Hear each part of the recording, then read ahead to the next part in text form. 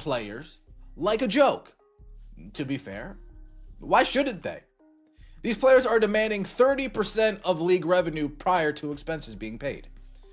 The players that have never driven in viewership, the players that have never brought in attendance. That laugh says everything you need to know about where these negotiations stand right now. WNBA owners looking at player demands like it's a joke. And honestly, when you see what the players are actually asking for, you start to understand why the owners aren't even bothering to respond anymore. It's been a full month since the WNBA Players Association sent their latest proposal. 30 days. And the league's response: radio silence, not a counteroffer, not a rejection letter, enough. Because, according to league sources, the proposal wasn't different enough from the previous ones to warrant a response. They're literally waiting for the players to get serious. The 2026 WNBA season is set to tip off with 3 games. Between now and then, the league needs to hold a 2-team expansion draft for the Portland Fire and Toronto Tempo. More than 100 unrestricted free agents need to sign contracts. And the 2026 rookies need to be drafted to their teams. Most importantly, the league and players need to agree on a collective bargaining agreement, a process 15 months in the making, since the players union decided to put out a hype tape, a hype video of them saying, "We deserve more. We're opting out." As the deadline passed on January 9th, the sides ushered in a period called status quo, where the condition... January 9th, 2025. That was the deadline. The moment the old collective gardening agreement officially expired, and both sides entered what's called status quo, where the 2020 deal stays in effect while they figure this out.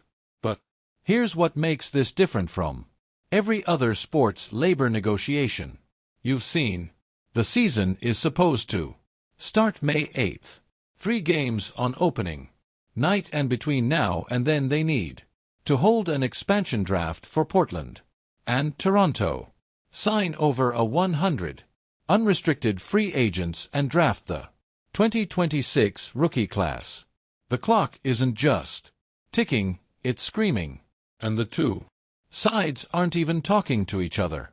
This whole thing started 15 months ago. In that same proposal, the league says, you guys aren't serious. This had to be an accident, right? They mean to send over the same proposal that they just sent, so we'll wait for the real one. This is like, you ask a girl out, she says no, then you come back and say, "Hey, you want to go to dinner?" It's totally not a date. Then I just tell you no. Oh, this is like the kid asking their parents, "Hey, can I get a toy?" No. "Hey, can I get a Lego?" Wait, didn't I just say you can't get a toy? But since you're changing the words from toy to Lego. That analogy hits different when you understand what's actually happening. Here, the players keep sending in the same proposal with minor tweaks. Like a kid asking for a toy, getting told no, then immediately asking for a Lego instead, then asking for Connects, then asking for a Barbie, just changing the words while the fundamental ask stays exactly the same. And what is that fundamental ask? 30% of gross revenue, not net revenue, gross before expenses, before the league pays for travel, housing, marketing, production costs, facility rentals, all of it. The players want their cut calculated before any of those bills get paid. Now, compare that to what the owners are offering. 70% of net revenue averaged over the life of the agreement. That sounds lower until you understand what net revenue means. That's after basic operating costs, but before profit distribution. It's actually a significantly better deal than it appears on the surface, especially for a league that's operated at a loss for 28 consecutive years. Not a typo. Nearly 3 decades of red ink. I still do not see eye to eye on how revenue sharing will work on a new agreement. The league has proposed a system where players would receive on average 70% of net revenue over the lifetime of the agreement, while the players have proposed receiving 30% of gross revenue. Sources have indicated to ESPN that owners are unlikely to significant yield on the revenue sharing position, though there is wiggle room at the cost of other expenses they incur under the players' current proposal. The league has stated its priorities are not only to increase player compensation, but amid an opportunity to shift from decades of operating at a loss to sustained profitability, to also incentivize owners to continue investing. Decades of operating at a loss. Let me take a sip out of my coffee. ESPN broke down 4 potential paths to get a deal done, and the first one cuts right to the heart of this. Both sides need to find mutual understanding on revenue sharing. Sounds obvious, right? Except they're not even speaking the same language. The players keep saying their 30% demand represents our value and is not too much. That's a direct quote from Asia Wilson. But here's the reality check. Value in professional sports is determined by revenue generation. The NBA players get 50% of basketball-related income because NBA basketball generates over $10 billion annually. The league is wildly profitable, so the players have leverage to demand a significant cut. The WNBA generated approximately $200 million in revenue in. Housing remains a priority for all. Housing for all players remains a priority, especially for those on non-guaranteed contracts and international players. One player told ESPN, "But I think this is one of the toughest issues for the league for whatever reason." Now we compare this to others. The NFL, NBA, NHL, MLS, and MLB do not provide season-long housing for players. The NWSL has a plan to phase out team-provided housing by 2027. Now here we go. But that plan has stipulations for players who didn't have high salaries and or are in expensive markets. In a deal for the WNBA CBA, expect to see a similar type of compromise when it comes. Housing is where this gets really interesting because it's the one area where you can actually see potential compromise forming. Every other major professional sports league, NFL, NBA, NHL, MLB, MLS, none of them provide season-long housing for players. The NWSL is actively phasing out team-provided housing by 2027, though they're building in stipulations for players on lower salaries or inexpensive markets. And that's exactly the framework the WNBA appears willing to adopt. Housing for players on non-G guaranteed contracts. Housing for international players still getting acclimated. Housing for rookies on minimum deals in cities like New York or San Francisco, where rent could eat up half their salary. But veterans making $200,000 plus. Star players on max contracts. You're buying your own house. One player told ESPN that housing remains a priority for all players, especially those on non-G guaranteed contracts and international players. But this is one of the toughest issues for the league for whatever reason. For whatever reason, like it's some mystery why a league that loses money every year might be hesitant to pay rent for millionaires. That quote reveals something crucial about how at least some players are thinking about this. There's an acknowledgement that tiered housing makes sense, that not everyone needs the same benefits, that compromise is possible here about. The deal is done. The wins it appears to have even before the deal is done.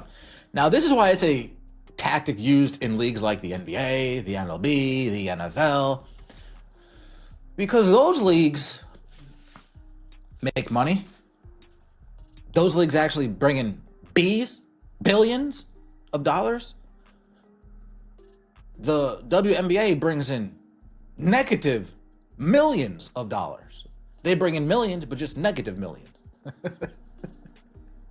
So if you're a fan and you see that the NFL is getting, all these guys get paid way too much for me, to be honest. Like, these contracts are all absurd. But you could at least think and say, okay, well, If they say the league's making $100 billion, whatever the fucking number is, I don't know how much it is, $10 billion, who knows? Who knows with the NFL? Well, then you can say, but then ESPN drops this paragraph that shows just how disconnected the strategy is. Sources outside the Players Association have told ESPN that the union might benefit by starting to talk more optimistically about the wins it appears to have even before the deal is done.